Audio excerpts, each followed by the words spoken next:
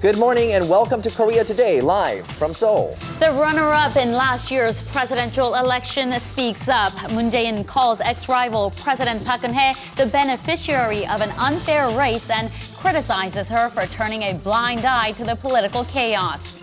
Japan has uploaded a video promoting Korea's Dokdo Islets belong to Tokyo. The Korean government says, stop it. We have more coming up in the headlines. And the Korean currency reaches its highest value in 9 months. We have details coming up. A new safe haven for foreign investors. That's what the foreign press is calling South Korea these days. We'll tell you why.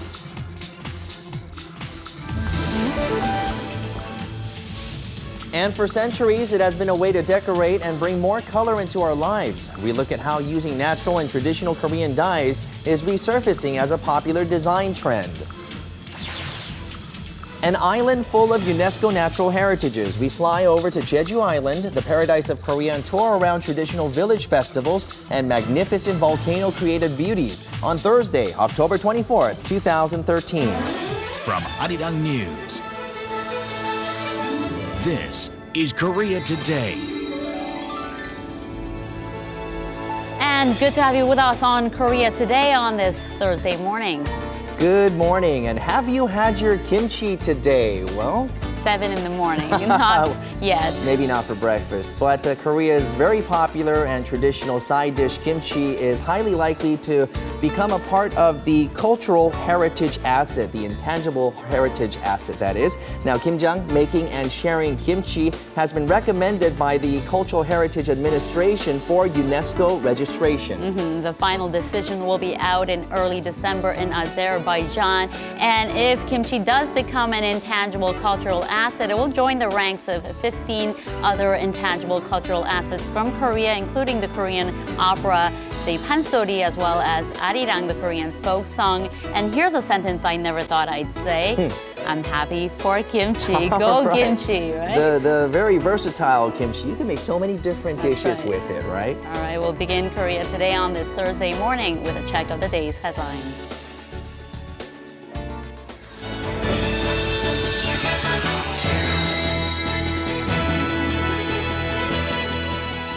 So did the National Intelligence Service meddle in last year's presidential election, and was the Defense Ministry involved? It's still all allegations, accusations, and speculations at this point, but the man who could have been directly affected should those claims hold true has finally spoken. Opposition lawmaker Moon Jae-in, President Park Geun-hye's key opponent in last year's presidential election, has urged the president to face the alleged unfair practices that took place in last year's race and take responsibility. It has been established that public institutions have extensively meddled in last year's election. If so, regardless of its effectiveness, it's also unquestionable that the race was unfair. Furthermore, whether she knew it or not, I believe it's an undeniable fact that President Park Geun-hye is the beneficiary here. In response, the ruling Saenuri Party said it was thoughtless of Moon to have made such comments, especially when none of the investigations have yet come to an end. The presidential office said it does not plan on responding to Moon's remarks. The Japanese government has uploaded a video on the internet claiming Tokyo's territorial rights over Korea's Dokdo Islets in the East Sea. The footage was uploaded on Japan's Foreign Ministry website as well as YouTube last week, and so far has received more than 10,000 hits. Korea's Foreign Ministry responded immediately after the situation was brought to its attention. We strongly protest against the Japanese government's attempt to challenge Korea's sovereign rights over Dokdo Islets. We sternly demand the video be deleted. The ministry also summoned the Japanese ambassador to Korea and urged Tokyo to immediately stop making false territorial claims over the Korea-controlled islets. But Japan's Kyodo News Agency says Tokyo's foreign ministry has expressed its will to continue promoting the video. The easternmost Dokdo has been a source of thorny relations between the two countries ever since Japan claimed Korea was illegally occupying the islets. And we will not unilaterally make a first move, says North Korea regarding the nuclear issue on the Korean Peninsula. In a statement released Wednesday, Pyongyang's foreign ministry said denuclearizing the peninsula means both North and South Korea working to become nuclear-free and includes removing substantial outside threat, hinting at Washington. In the meantime, the 38 North, a website of U.S.-Korea Institute at Johns Hopkins University, says a recent satellite picture taken late last month shows North Korea may have dug out 2 new tunnel entrances at its nuclear test site in Punggye-ri in the country's northeast region. The website suggests Pyongyang may be building new tunnels which could be used to carry out more underground nuclear tests in the future, although likely not in the near future. The $1 exchange rate fell to a near-year-long low on Wednesday. On the foreign exchange market, the local currency strengthened against the greenback to close at 1,055.8. It's the lowest $1 rate since January, when it hit its lowest at 1,054. Market watchers worry this will affect Korean exporters' profitability. Analysts attribute the won's rapid appreciation against the dollar to a worse-than-expected U.S. jobs report that came out during Wednesday's session. Another major drive, they say, is the persistent influx of foreign capital. Foreign investors continued their buying spree for a 39th consecutive session, the longest on record, scooping up more than 220 billion won, or roughly $208 million in local shares.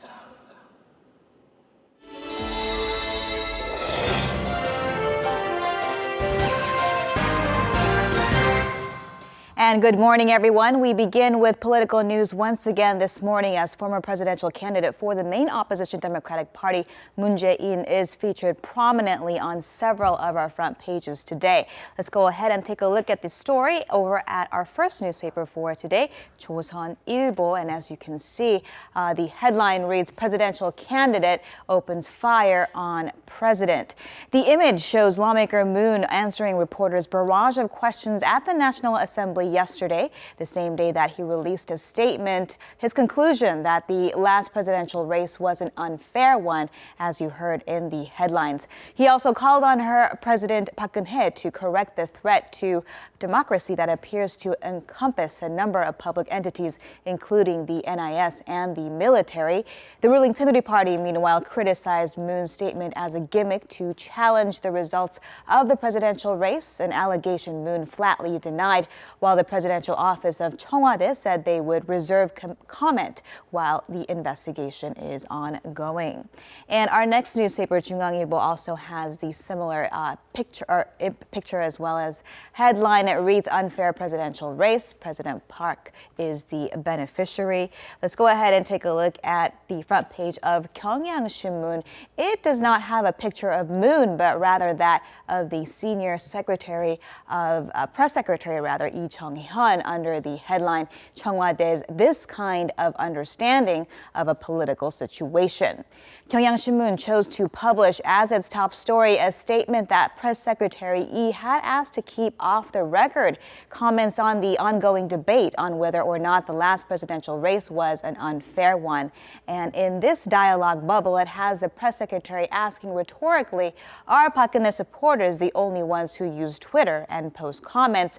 It's unsound to call the race tainted based on this. And over on the right, it says there are likely many supporters of the opposition party and state institutions as well, and that the Park Geun-hye campaign never requested nor participated in an effort to systematically use public servants to influence the race. Thus, it has no comment on that. Gyeongyang Shinmun preludes the transcription by saying that it felt the press secretary's comments were consistent with the stance held by the ruling party and the administration thus far. Thus, they decided to move forward with publishing these comments against the press secretary's wishes. And scooting right over to 동아일보, now it has Moon's presser on its front page as well. And the side story features the YouTube video that the Japanese government, specifically its foreign ministry, posted claiming territorial rights on the Dokdo Islets. The subheadline goes on to say that Korea's foreign ministry has strongly protested the post, calling on Japan to delete the video right away. And finally, let's go ahead and take a look at the front page of Made Business newspaper. It includes Forex news on its front page, and the headline reads, Korean won reaches the 1,050 range. The article going on to say that the Korean currency reached its highest value in 9 months since January, ending at 1,055 won to the dollar. And the paper attributes this strengthening to the worse than expected U.S. jobs report, also adding that Asian markets shed value on projections that China's monetary tightening could be on the horizon. And with that, we'll wrap your look at what's in print on this Thursday. And coming up next are your closing numbers from Wednesday's market action.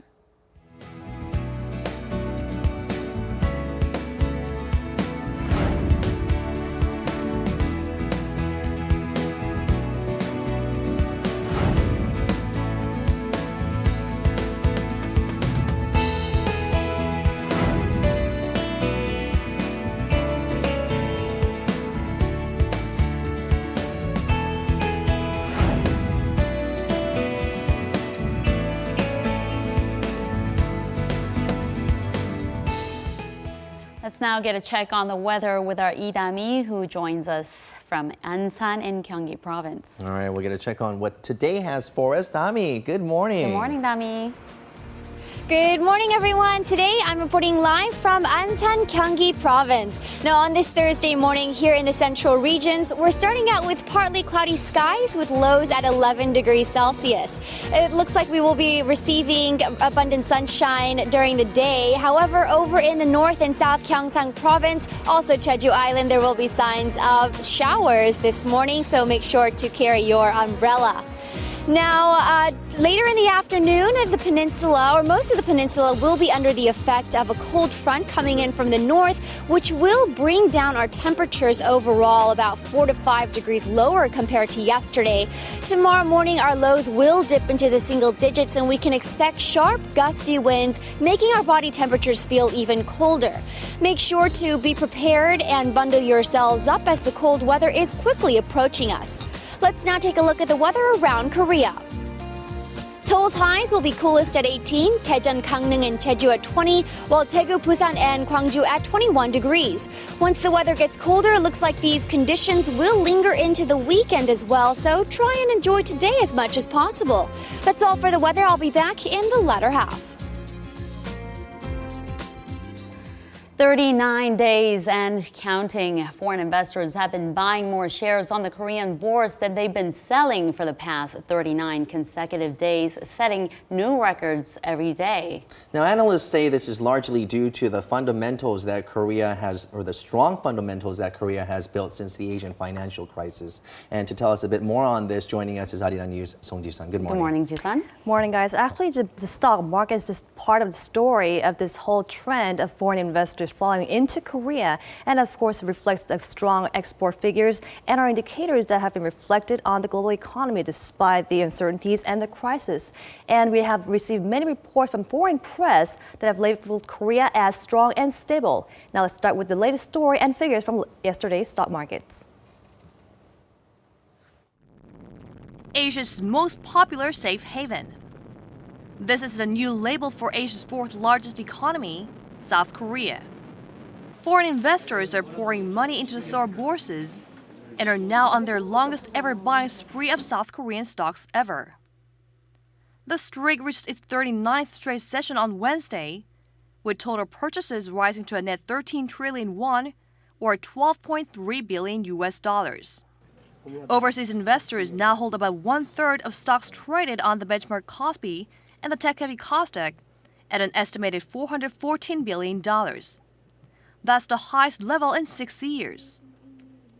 Earlier this month, the International Monetary Fund in a report measured a nation's ability to withstand economic volatility.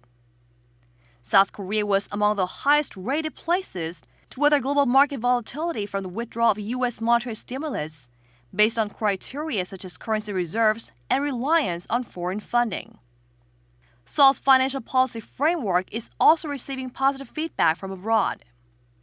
Bloomberg reported that central bank's decision to freeze its benchmark rate gives room for slowing growth to recover its potential well into next year. The Bank of Korea kept its benchmark interest rate unchanged for a fifth month in October in a bid to support such growth.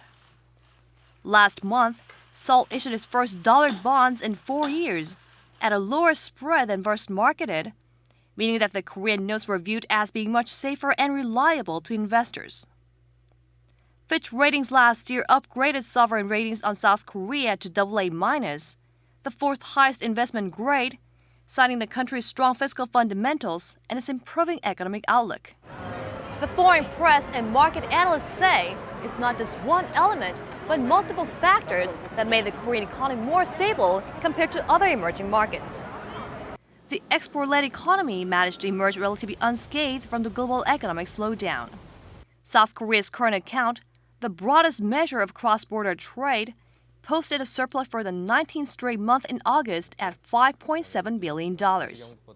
Trade figures like the current account surplus is the benchmark indicator for gauging growth and the financial health of developing countries. And Korea has steadily proven that for a considerable period of time, while at the same time maintaining a low debt level and stable currency fluctuations compared to other emerging markets. In fact, the Korean won was among only a few currencies that actually strengthened after the news broke in May of the Fed's plan to roll back its stimulus program. That stands in stark contrast to some of the more battered emerging market currencies like the Indian rupee or the Indonesian rupiah. With all these elements taken into account, South Korea has transformed from a country once crisis-prone to one that has become increasingly resilient to external shocks. Korea suffered two big crises, first in 1997 and then again in 2008. The common lessons from them were that each country has to keep the current account in surplus and the debt positions healthy. Korea followed those two lessons very faithfully, so Korea was able to weather the current situation very well. Market consensus is that the foreign investment will continue to flow into Korea as long as investors are convinced that they will be rewarded with better gains at lower risks. So the fundamentals are strong, but there are some risk factors or speed bumps, if you will, that we're expecting down the road for the Korean economy. Tell us about those. Right. It doesn't really mean that we're risk-free or totally out of worries when looking forward to the coming month, because we'll still have to look into Washington, which is still debates are going on Capitol Hill, and of course the quantitative easing that will most likely affect our economy as well as the economies of other countries, probably in the first quarter of next year. But it's given that our economy will be more ready for those impact compared to other emerging markets, so that's a positive issue. Now, Ji-sun, the IMF as well as the Bank of Korea, they lowered Korea's growth forecast for the year 2013. It didn't seem to hinder anything so far, but is this trend likely to continue? Well, actually, they did downgrade the forecast for this year's growth rate down to 2.8% for next year, and for next year we have over 3.8%. But that's actually a relatively, I think, a fair grade for the slowing economies around the world. And actually, for an export-driven country like ours, it's actually very positive that we rely on many trade partners, such as the U.S. and China. Unlike other emerging economies, they rely on certain countries or certain regions. But because our risks are distributed to these regions and other trade partners, our growth can also be depending on those countries, such as developed countries. If their economy recover, so will our growth as well. So we will look forward into that next year. Sounds like the Korean economy is healthy enough to absorb some of the external shocks there. Exactly. Well, thank you, Ji-sun, for that story. Welcome. All right, thank you very much. And coming up later on Korea Today, we're going to shift our focus to design in the second half, looking at some eco-friendly methods in our everyday lives, natural dyes and how they have re-emerged in a way to create stunning colors with some modern designs infused. Well, we show you the magic of natural dyeing.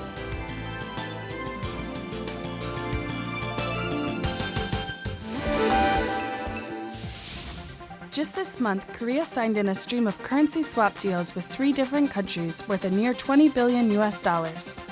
A clear sign that the world's 14th largest economy is taking on bigger neighbors such as Japan and China, according to Reuters news agency. A currency swap is a foreign exchange agreement between two countries to trade their local currency with a set exchange rate. Normally, such deals are established so that the involved countries can loan foreign currency in order to obtain more US dollars. However, what's noticeable in Korea's recent deals is that they were signed not to procure more US dollars, but to exchange respective foreign currencies with each deal partner.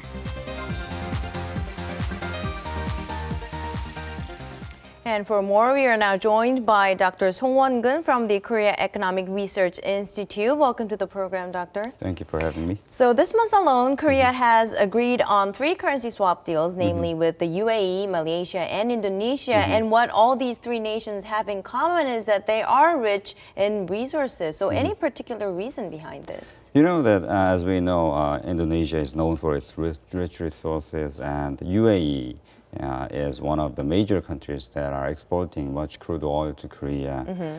And the government is planning to have a currency swap with Australia, which is also rich in resources. You know, Korea is one of the major importers of the resources, including crude oil, iron ore, etc.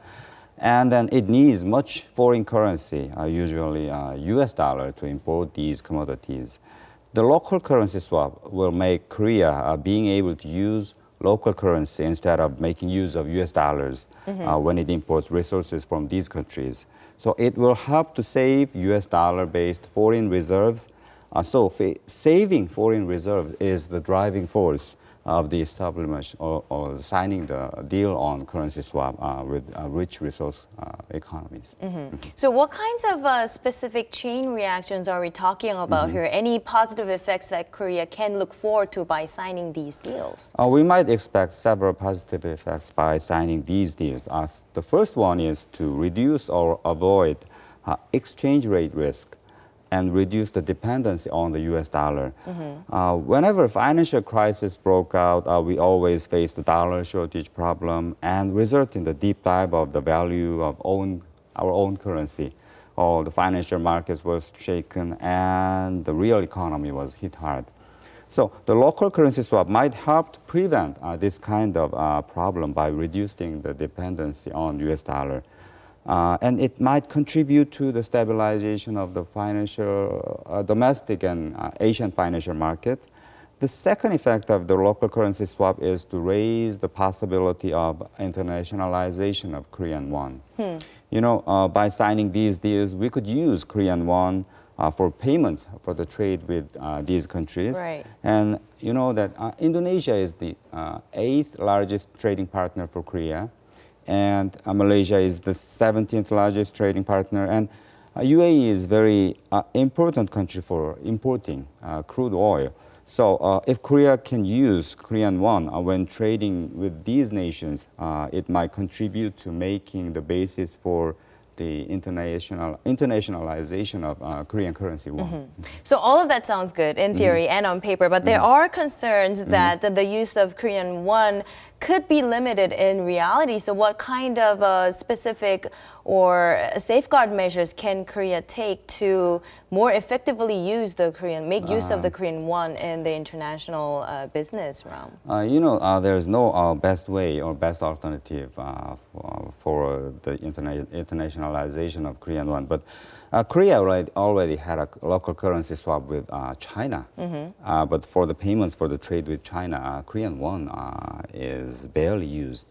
So the ratio of using Korean won for trade payments is around 2%, I think, of total trade.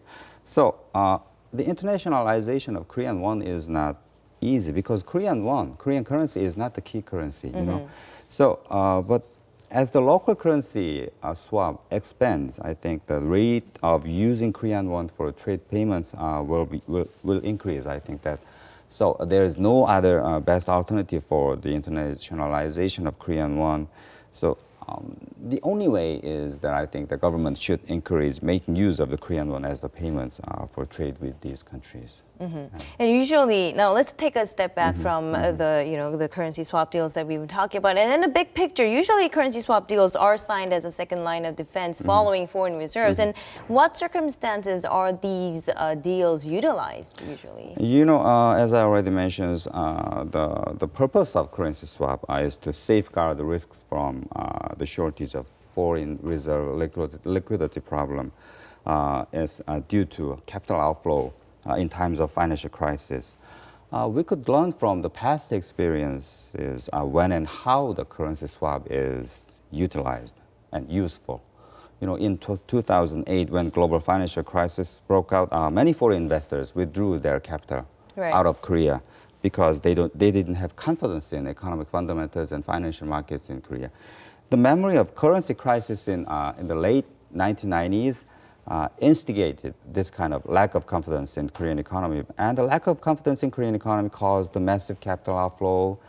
But when Korea succeeded in signing a deal, a currency swap with United States, the foreign investors' confidence in Korean economy was restored because the currency swap with U.S. made people believe that Korea could prevent the shortage of liquidity problems. So that was the effect of the currency swap with the country whose currency is the key currency, but the local currency swap is a little bit different. And you did mention that it could help the Korean won become a little bit more internationalized currency, but do you think signing more deals would help that initiative? I think that as Korea expands the number of local currency swaps, the Korean currency will be used more prevalently in the international markets. But this is just a first step toward the internationalization of Korean won. The local currency swaps. So I think that the important thing is that the local currency swap with Middle East and the Southeast Asian nations will help to provide a chance for raising demand of Korean currency won, because these nations are a major source of the commodities and resources for Korea and major markets for construction services from the Korea. So for the internationalization of Korean currency, the signing the deals on currency swap with these nations will be very important and critical. But if Korea signs too many deals, especially clustered in one region, will the country be able to bear the burden of having to fulfill our obligation to help that region out should that region, the partner, face a financial crisis? I think that's one of the concerns that some experts are raising at this point. But as I already mentioned, the local currency swap is different from the currency swap with the countries whose currency is key currency. So the local currency swap is not made for emergency when foreign reserves such as US dollar is depleted due to financial crisis. The local currency swap means that the partner countries could exchange their own currencies. So even when one party for the currency swap is in emergency, the other party does not have to provide the key currency such as the US dollar to the partner country. So we don't need to worry about such difficulties and burden from the local currencies. Okay, so no worries, and it will help make the Korean won become used more prevalently in the international market. All right, thank you very much, Dr. Song Won-gun, for joining us and sharing your insight. Thank you. And that was Dr. Song Won-gun from the Korea Economic Research Institute. And I believe it's time to talk some colors, right, Young and Min-jung?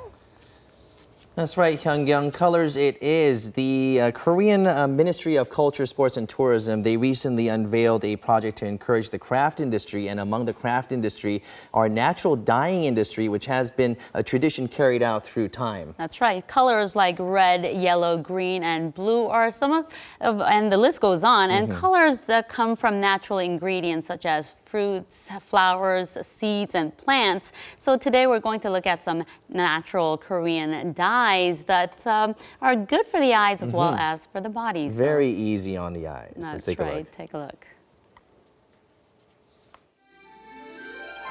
Natural dye refers to colorants derived from natural elements such as flowers, trees, soil, insects, and shells. They have for a long time been used to beautify various clothings and everyday items. Lately, subtle and elegant natural dyes have been used more extensively on various goods such as clothing, everyday necessities, and interior decor. And these items have received a lot of attention from modern health and eco-conscious consumers. Natural dyes feature beautiful, genuine colors without the help of any chemical ingredients. And we learned more about the history and traditions from designer Lee Jong-nam. According to written records, natural dyes have existed since some 4,000 years ago. Koreans have been extracting and using various natural colors and dyes such as red, orange, yellow, green, and blue. Koreans have for long possessed knowledge of advanced natural dye techniques and skills. In Korea, major natural dye ingredients include safflower for red, gardenia seeds for yellow, persimmon for brown, and woad for reddish brown and blue colors. These easily obtained vegetable plants are crushed, squeezed, and boiled to extract their natural colors. By simply dipping a white fabric into the carefully prepared natural dye, a colorful new cloth is born. And after it's thoroughly dried with the help of the winds, sunshine, and strenuous manual labor, the fabric itself becomes a beautiful design. The biggest perk about natural dyes is that you can produce one-of-a-kind designs. Depending on how you tie the fabric or hold it with your hands, unique patterns can emerge. Natural dyes, highlighting Korean traditional elements, have recently become an integral part in contemporary designs to promote sophisticated and eco-friendly products. All of the clothes and items sold here at this fashion shop are made from natural dyes. As these goods are manually dyed and sewn, more customers have come to realize the true value and uniqueness of these one-of-a-kind products. And many have shown a lot of interest in buying them. It's possible to use various compounds when dyeing with natural dyes. Once a white fabric is dyed with one color, after it dries, another can be applied. And this mixture brings out an even more captivating and mysterious color design. Such unique colored clothes have become very popular among people who want to wear unique clothes. One of the best parts about natural dyed clothes is the natural and organic energy seeps into the wearer's body through pores or sweat glands, making a person feel light and healthy. That's another big reason why these naturally dyed apparels are being recognized as fashionable and healthful alternatives. Especially, many female consumers have grown fond of naturally dyed clothes as they not only feature classic beauty, but also exhibit contemporary and sophisticated fits and silhouettes. In the past, I thought naturally dyed designs were too traditional and outdated. But nowadays, as these colors come together with contemporary fashion designs, I feel like these designs offer a very creative and distinct elegance. We also visited a special shop that uses unique designs and methods to maximize the benefits of natural dyes. Here, baby clothes and items are solely made from oriental herbs and vegetable dyes. Especially, mothers who have babies with eczema or extremely sensitive skin have shown a lot of interest in these products.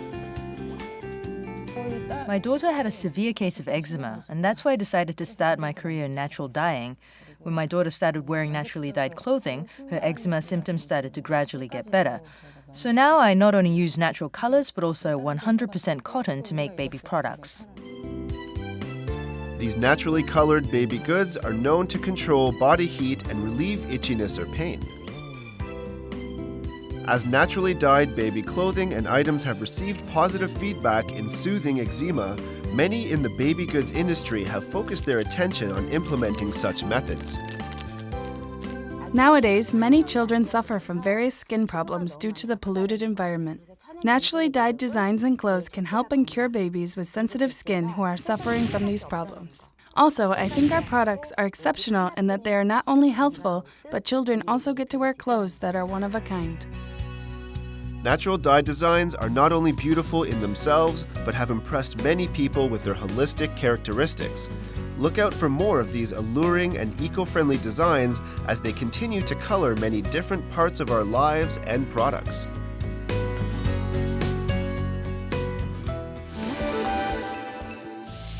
And still ahead, it's full of treasures down in the south. We take you to Jeju Island with Shay My Nikki to go tangerine picking and tour some traditional village festivals.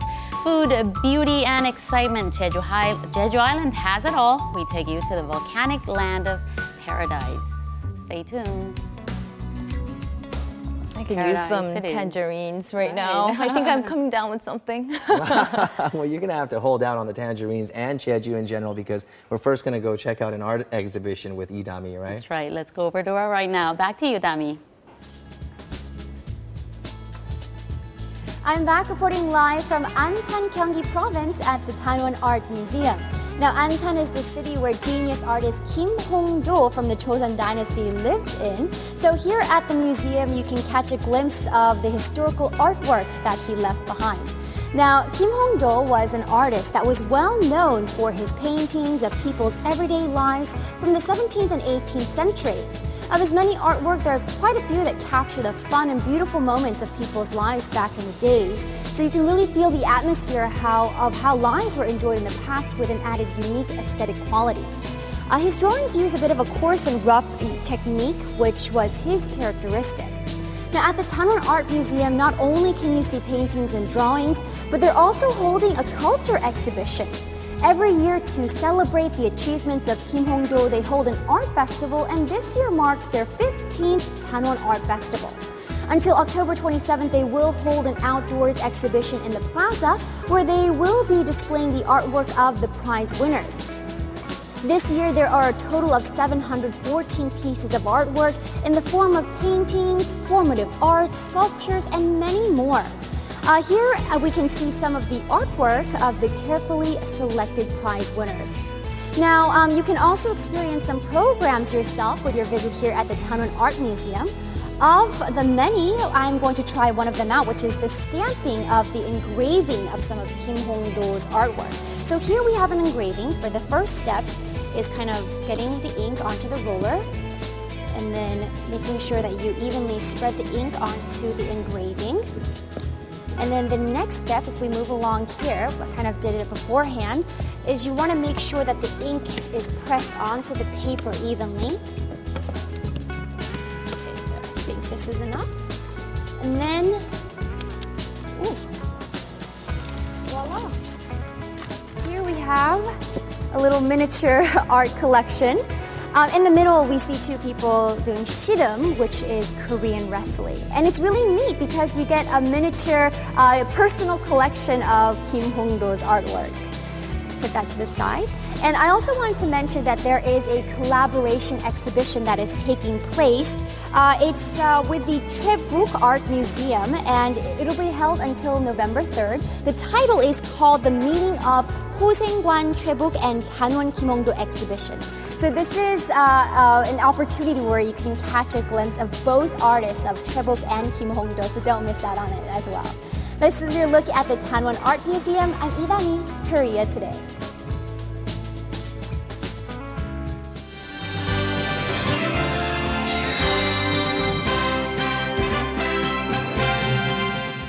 And a good morning to you all. Now it's already Thursday, meaning two things. One, tomorrow's Friday, and two, the 2013 Korea Series kicks off later tonight as the Doosan Bears and the Samsung Lions square off at Daegu Stadium for Game 1.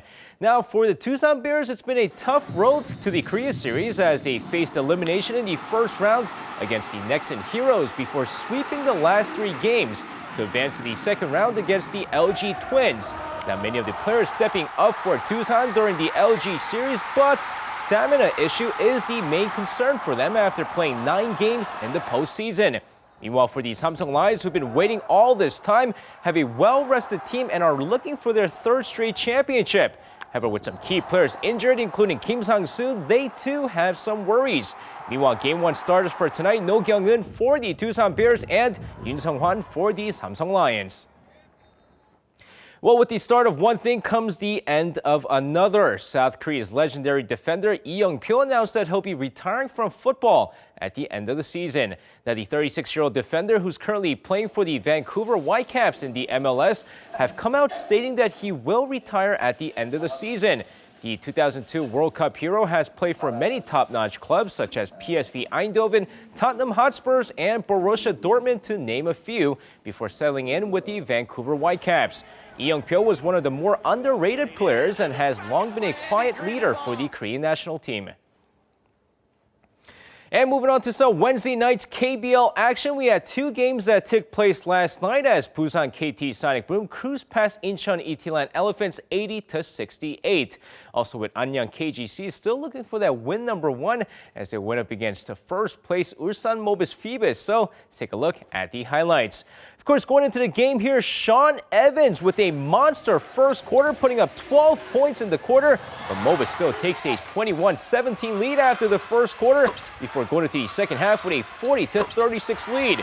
Second half begins, and here come the Anyang KGC Kim Yoon-tae with 13 points in the third quarter to help them rally and take a 1-point lead before KGC closes things out in the fourth quarter with their first win of the season, and against the best team in the league, 85-81 is your final score. And now finishing things off at the 2013 National Sports Festival. London gold medalist Yang Ak-sun, who injured his right ankle during practice, taped up his ankle and still competed for that gold medal and got what he wanted. The 21-year-old scores 15.112 after scoring a 15.015 in the first attempt and then a 15.150 in the second attempt. Despite the pain, the score was good enough for a first-place finish, beating Seoul's Shin-Soo Chul, who finished off with a silver medal with a 14.412. Now, on a side note, Yang Ak-sun also competed in the ring event, but finished in 5th place. Well, congratulations to him, and that is going to wrap it up for me. This has been SJ. Have a great rest of the day, and see you guys again for your sports needs.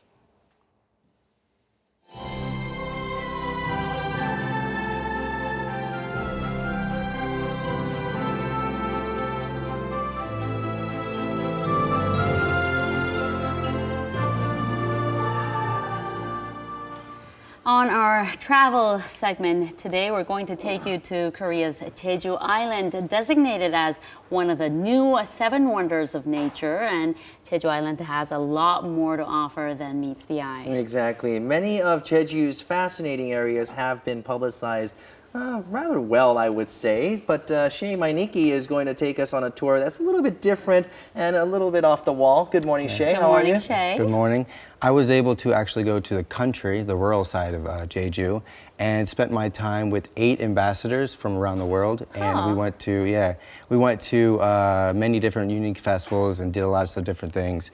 And this was all sponsored by the Ministry of Agricultural, Food and Rural Affairs. So let's watch the video and check it out.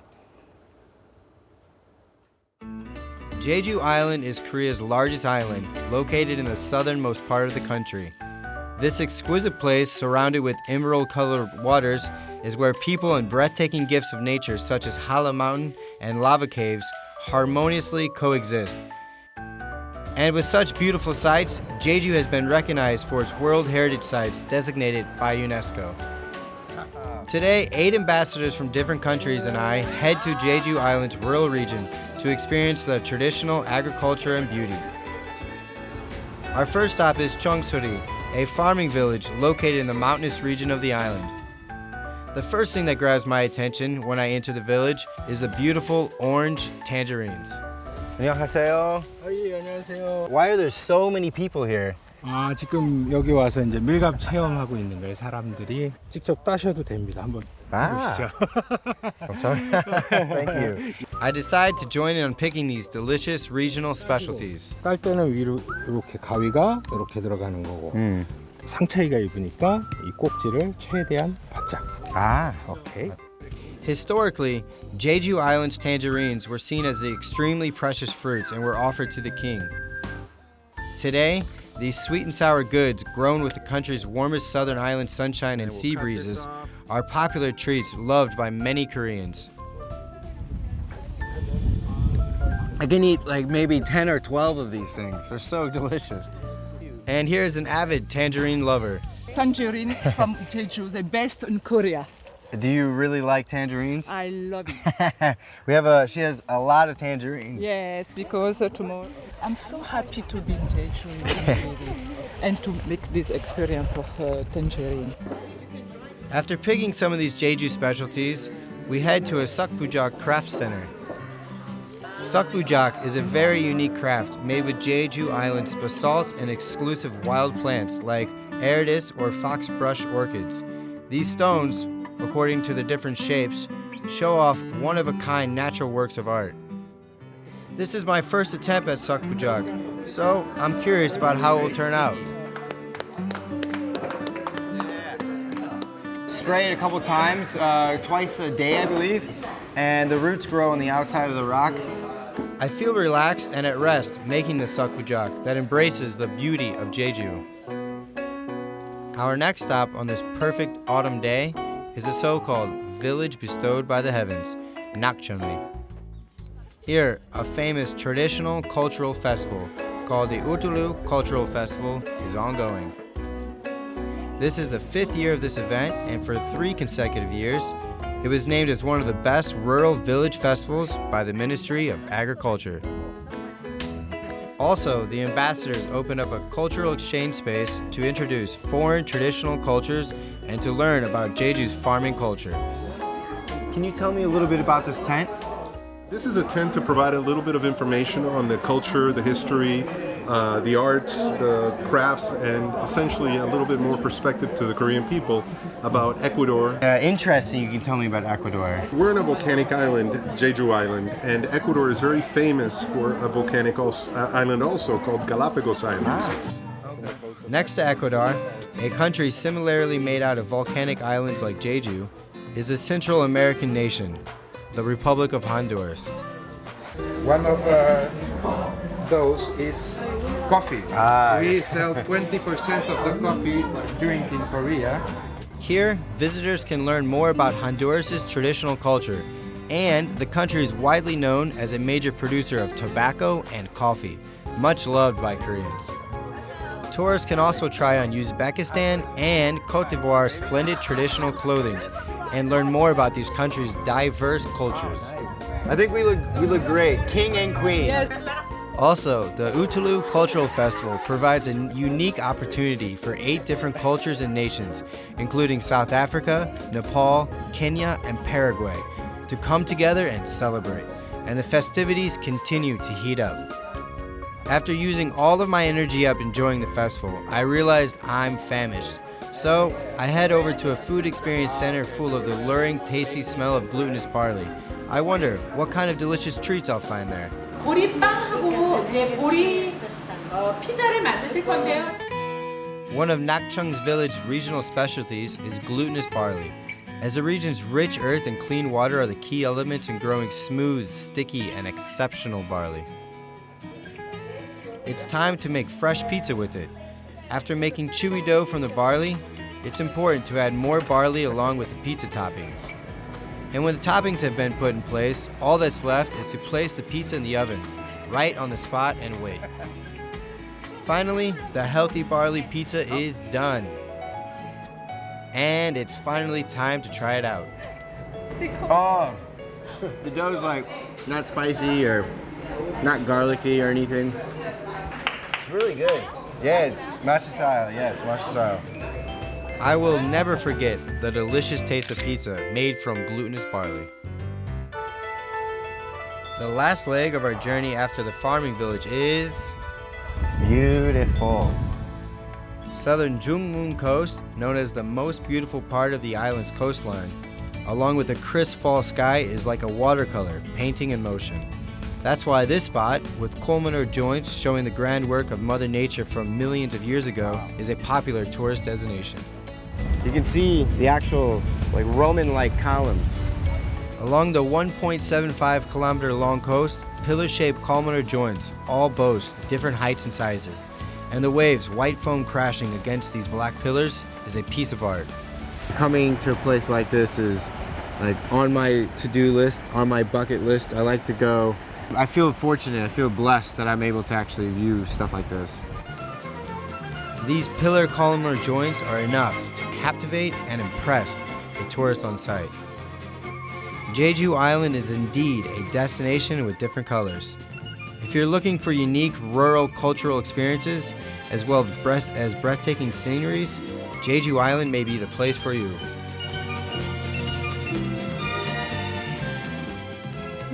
Pizza making experience in Jeju. Talk about an off-the-wall type of experience, right? It's not like you're going fishing. Right. Tell us about this 석부자 making experience. Is it still alive, by the way? Yeah, I'm good with plants, kind of. So mine still is alive. But as I understand it, the roots grow around the rock. So there's actually a lot of moss on the outside. So they catch the water from around the rock and survive by that. So this is actually how almost the entire island is built. So because it's all a lot of volcanic rocks. So yeah, it's pretty interesting.